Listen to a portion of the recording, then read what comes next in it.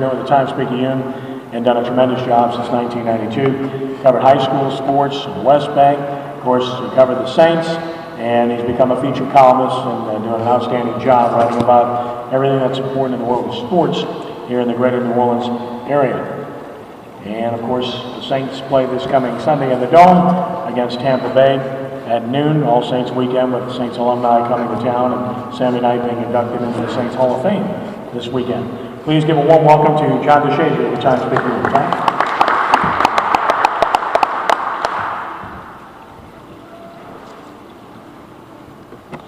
How's everybody doing?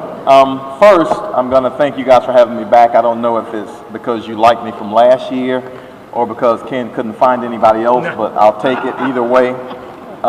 Second, I'm going to have to get here earlier next year because I can't keep going behind people like this because, you know, you get up here and he's witty and then I come up here, it's like you're competing, so I got to get up here first, so everybody has to come behind me. And third, I'm not going to bore you with a whole lot of background stuff. I think you guys have a sheet already, but I don't want to put you to sleep. You've already been eating and everything. All I can say is I'm a columnist at the Times-Picayune. I've been at the Picayune since '92. I love the job that I have. It is, to me, the best job at the paper unless you own it.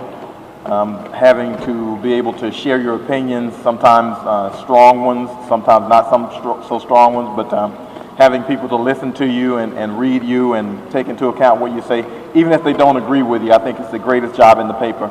But I also want to tell you that my job is the exact same job as you guys have. I sit around and form opinions on everything all the time, and nobody can tell me I'm right or wrong because I know once I sit down and say it to myself, it's right. So, you know, I'm no different than anybody else, trust me. I'm just fortunate enough to have it appear in the paper and on NOLA.com and those kinds of things, but I'm no different than anybody who's sitting here. And in fact, you know, I sit down, as I said, and share opinions and think of things all the time. I didn't go to the Saints game yesterday. They were in St. Louis, and I was doing probably the exact same things you guys were saying, like, what in the hell is that? So, no further ado. Any questions? Because like I said, I don't want to bore you guys to death. I'm much better at answering questions than I am standing up talking about what it is I do and those kinds of things. Raise your hand. There we are. What's that? Who's going to win? Oh, well, I've already kind of shown my hand on that one last week. I think LSU's going to win, to be honest with you. I think LSU's a better team. I don't know how many of you guys read my picks or read me in the paper or anything, but generally, I'll say what's on my mind. I just think LSU is a better team. I think in this game particularly, both teams are so evenly matched. I think there's going to be one X factor, and I think LSU is better at quarterback. I think they're more experienced. I think they've got two kids who've been through a lot of fire, who've been through a lot of big games, and I don't necessarily know that Bama has that. I think LSU, if you know where a guy's going to be in the pocket, you can rattle him some, but I think LSU is just better at that position. I know Jared Lee is a drop back guy, and I know Jefferson's more of a move around guy, but if you combine the two of them, I think you've got a pretty good, complete quarterback, and I think they'll be able to use both of them well. The amazing thing is, you know, Coach Cragthorpe at LSU has really brought out something in Jared Lee that I had no idea was there, to be honest with you. And he's really brought it out of him, and you can't give him enough credit for what he's done for Jared Lee as a college player. And I think some of those same things might have been exhibited with Jordan Jefferson before he got suspended because everybody was speaking so highly of him, how well he had been playing. So I think Coach Cragthorpe has been basically a miracle worker with those two kids, maybe kind of paring down what they do, getting them to focus on the few things that they do well and doing them better. And I think that's going to be the difference when they play Bama. Yeah, you know, he's been pinning everybody down. Brad Wing has been pinning everybody inside the 20. He's had a great season, a fantastic season. And a lot of times it comes down to a special team situation like that where, you know, either it's field position where you pin a team deep all the time, or now now we find out the kid can run. You know, as long as he doesn't turn around and taunt anybody, he's okay. So, you know, a lot of times the game will spin on a special teams play like that. And, you know, Coach Miles is always going to have something in his bag of tricks. So, you know, and you know he's not afraid to use it if he has to use it. So, you know, a lot of times it'll turn like that. But I just think LSU is a better team right now.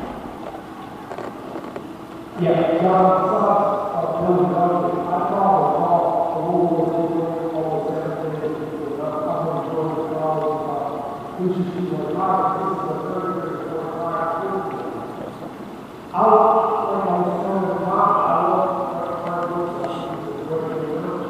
is there any risk? I mean, there's two ways to establish people that feel like God is something about what to establish people more. I don't know that because somewhat we have to start somewhere. And I think those books is great. And those areas you talk about that. Well, I've heard a lot of people wanting an established head coach, successful, or an established coordinator, and you know, I don't know, I don't want to say they're overshooting or anything like that, but you know, you've got some other BCS jobs that are coming open that a lot of those guys are gonna want. Now, the reason I'm with Frank Wilson is the same as he said, you know, players. I believe Frank Wilson can get players. I believe he'll be able to attract kids to Tulane who otherwise might not have thought about it. I mean, I believe he'll be able to compete with LSU and some big schools on some kids because he's a guy who's from here. He understands the situation. He knows the lay of the land. He's been recruiting these kids wherever he's been for whatever school, whether it was Tennessee or Southern Miss, wherever he's been recruiting this area, Ole Miss, and he's done it well. He's done it really well. So now you move from that to the next step to me is you get the kids, now you get a staff. Because, you know, everybody's saying, well, he's not a head coach, he's not been a coordinator. Well, those things are important, but they're not the end all because if you have a great staff, how many head coaches do you see doing the lion's share of the work? You know, a lot of people would probably be terrified if Coach Miles was doing the offensive play calling at LSU. So you get a guy who knows how to do those things. You get a guy who can call your defenses. And you got to get the guy the talent. You got to get him the pieces to put in place where you can, you know, move them around. And, you know, because it comes down to, at some point, your kid's got to be stronger than their kid. Your kid's got to be faster than their kid. Otherwise, you know, this is college football now. You're not going to out-scheme a whole lot of people all the time. Rich Rodriguez and Tommy Bowden came in almost a perfect storm at Tulane. They came in, and Rich Rodriguez brought in an offense that people in Conference USA and probably nowhere were accustomed to, they hadn't seen, and they hit it at just the right time. Rich Rodriguez takes that very same offense to Michigan, and now all of a sudden he gets in the Big Ten where there are better athletes than the ones he has, and they can't score. You know, even though he's got a fantastic quarterback, but he can't get it done there. So you're not going to really out-scheme people nowadays. You got to have players. And if Tulane can get some players, they're in Conference USA, they get some players, they can be a much more competitive team. I just think Frank Wilson can do that for them. I think he can attract kids. You know, I've seen him do it. You know, he brought some kids, you know, got some kids out of New Orleans to go to Ole Miss. He got some kids out of New Orleans to go over to Tennessee. I just think he could keep some of those kids home in that program, and they could win there with him.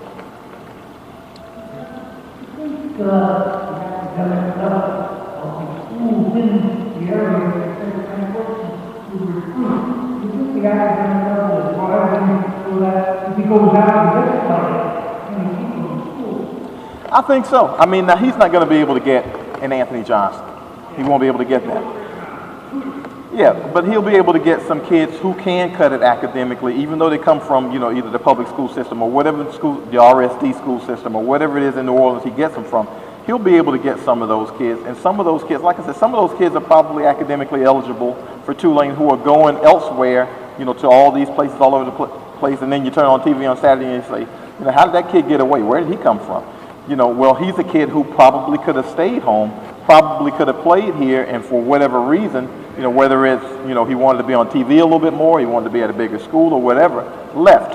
I think that's a kid that he'd be able to keep here, and that kid will be able to help the program here. I mean, you've got to give him an incentive now. You've got to be able to say, okay, I can get you, you know, I've coached X amount of guys who have gone on to the NFL as running backs, or we've coached X amount of guys who've been NFL wide receivers, you know, those kinds of things. But you have to have something to draw them in with, and then now it's, okay, now you can be the kid who establishes that tradition here, or we can, you know, become wide receiver you or quarterback you or whatever it is, but you can be the kid who can help establish that here.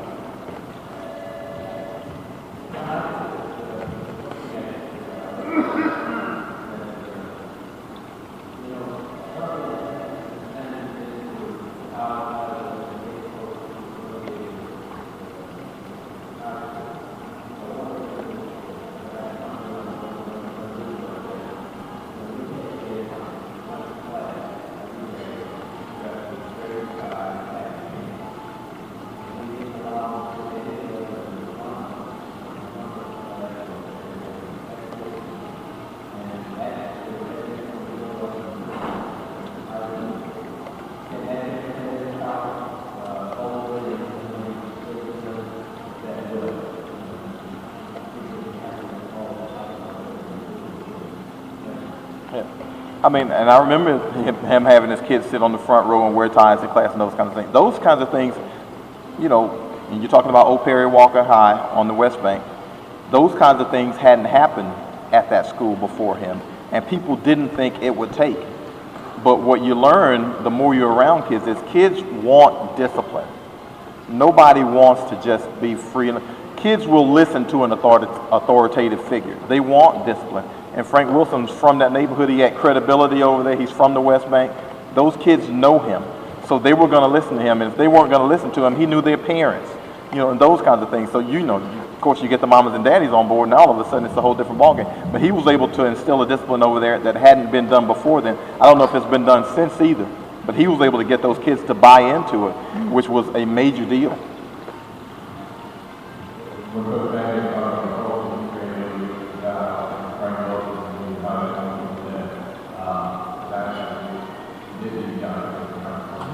Yeah, he beat him once.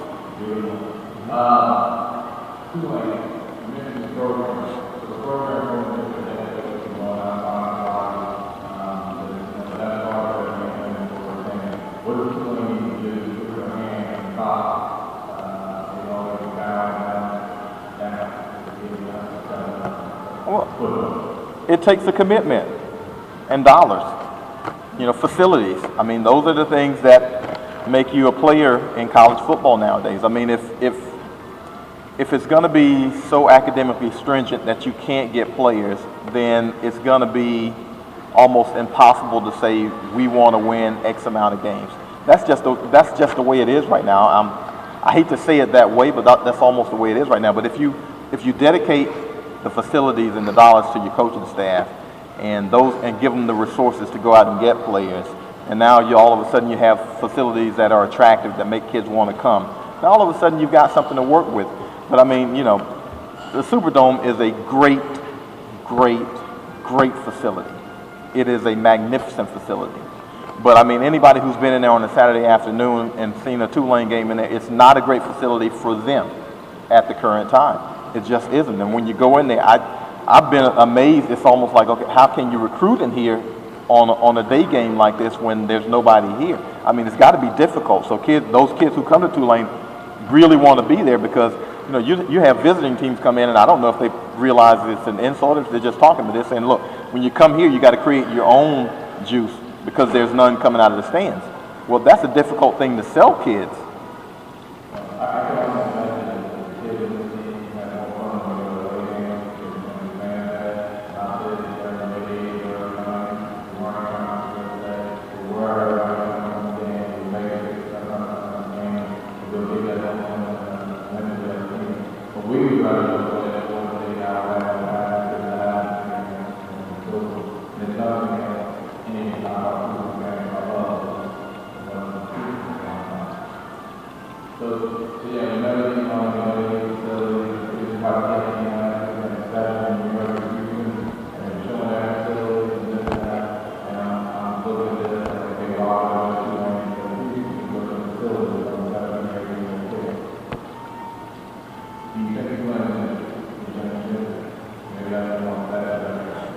That's the question. I mean, that's the million-dollar question. I cannot say. I know that they say they will, and that's where they're leaning. I'm told that the on-campus football facility is closer than, you know, most people think. But I don't know. I just really don't know. It's going to take that level of commitment. I mean, SMU went out and got June Jones. From what I hear, some alums just basically said, okay, we'll pay his contract and his coaches. You guys worry about everything else. And June Jones makes a nice amount of money as SMU, and he's worth it. So it's going to take that kind of commitment, though. It's going to take, you know, somebody's got to step up and say, okay, if we want, you know, if Tulane wants Rich Rodriguez, it's going to cost. You know, it's going to cost. If Tulane wants Tommy Bowden to come back or Mike Leach, it's going to cost. And I mean, it's not going to be, you know, $1 million or so. You know, it's going to be, yeah, it's going to cost, because those guys are used to being in BCS conferences, making that kind of money, and they're probably sitting around waiting for one of those BCS conference jobs to come open. There are at least 3 or 4 of them that are open pretty much right now that we know of. I mean, I think it's Arizona. Arizona's open. Ole Miss is probably going to be open. can't remember the other one, but we know of several that are going to be open. Tennessee's possible. Yep, Tennessee might be. So we're talking about, BCS conference jobs for guys who want to compete on the highest level, who've been there before. And I don't necessarily know that they would consider Tulane a step back, but I know that they know where they've been, and those guys want to win a championship. And the way you get there is in a BCS conference.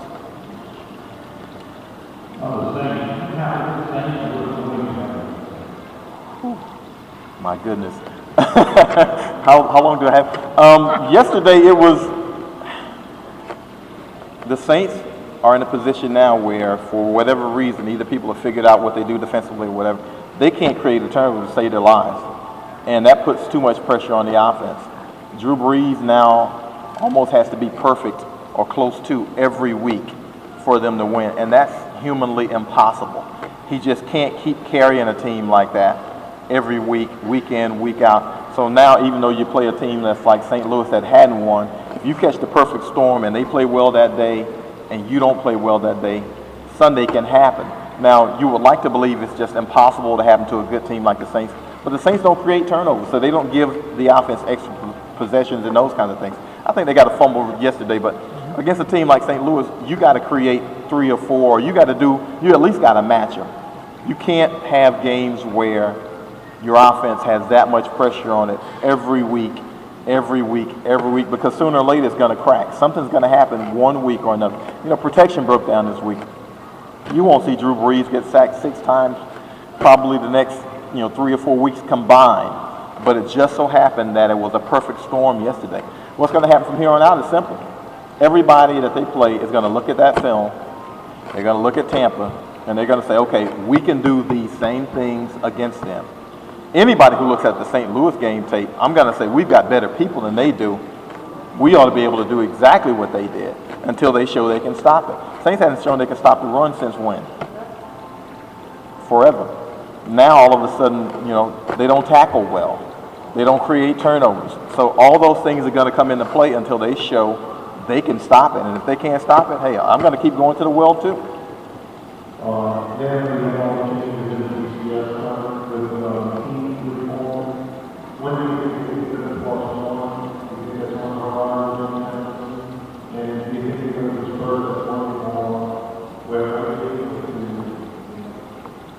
Well, I know they raised up the. Are they already doing the +1? Pretty much. No. Well, we're kind of doing all the bowl games and then the last championship game. Correct. I don't know if they're going to go to a +1 or not. I mean, to me, the only way the BCS system changes is somebody from a BCS conference gets screwed. Okay, that's what it's going to amount to. You're going to need. I agree. You're going to need somebody from the SEC you're going to need 2 teams from the SEC to go undefeated or something like that. Or you're going to need somebody to get left out who shouldn't be left out. If you get a Big Ten team and an SEC team and a Pac-10 team and an ACC team, 4 of them go undefeated, somebody's going to get left out. So then you get enough screaming and hollering to where, maybe something will have to be done. But it doesn't seem like it's going to happen. I mean, I talked to Roy Kramer a couple of weeks ago, who is the godfather of the BCS. And basically he created it, he said, with the intent of college football receiving a lot more focus and a lot more attention. Well, it does that. It does that. As far as the money trickling down, look, the non-BCS conferences did a great job, led by Scott Cowan, of making sure that a non-BCS school could kind of get into the mix, get into a BCS bowl game. As far as the money's trickling down to them, though, that far, man, those big conferences, look, they ain't going to give it up that easy. So I don't know if it's going to have to be, some kind of litigation or something like that. But I mean, they're not just going to share it out of the goodness of their hearts. When they just made this latest stipulation where, universities could give $2,000 extra to athletes and that kind of thing, that's great for the BCS conference teams. Great for them. All of them can probably afford to do it. But when you trickle down and you go to, Tulane or Nichols or ULL, can they do that? And the big schools don't care if they can't. That just means more for them, and they get more recruits because they can say, look, come here, we can give you that little extra stipend. Now they've got money added on top of what else they can offer. Last one.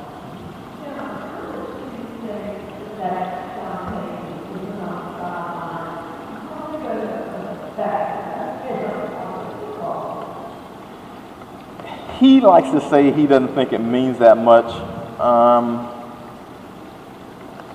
Really, he is such a presence. It's got to affect the team some, because he's the guy who can snap at you and nobody's going to snap back. I mean, he's the guy who can, you know, if it came to it, could grab a face mask, or he can yell at these guys and they could take it a little bit, you know, they'll accept it more. He's used to being the leader of the outfit. He's the face of the franchise. He's the guy. And when you have him somewhere else, and I know he said, you know, a couple of times yesterday, he wished that he could have addressed a specific player face to face on the sideline.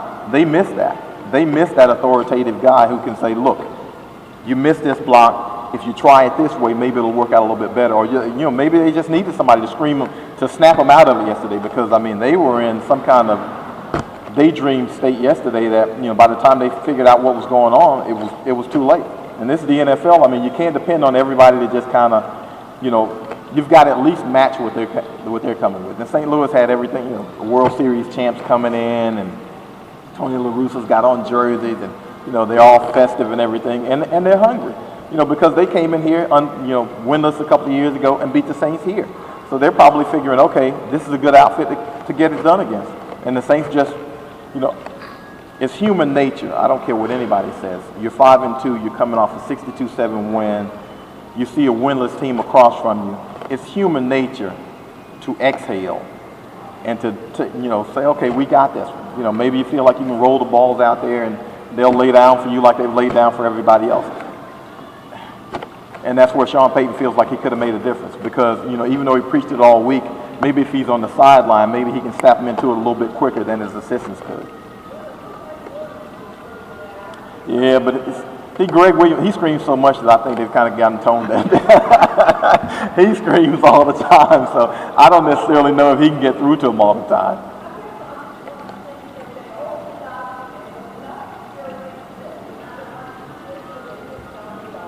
I understand, but it's hard. I mean, it's 16 weeks, and as much as NFL teams and players say it, you hear it, but you don't necessarily believe it. Those other guys get paid too, and they've got pride. And even though they're backups and they've been beaten down, and I think St. Louis was averaging 9 points, and they were, you know, losing by 19 a game or whatever. But those guys, if you get them out there and you give them a little life, now all of a sudden they start looking around and saying, okay, maybe we can win this. That's it. Thank you. Thank you.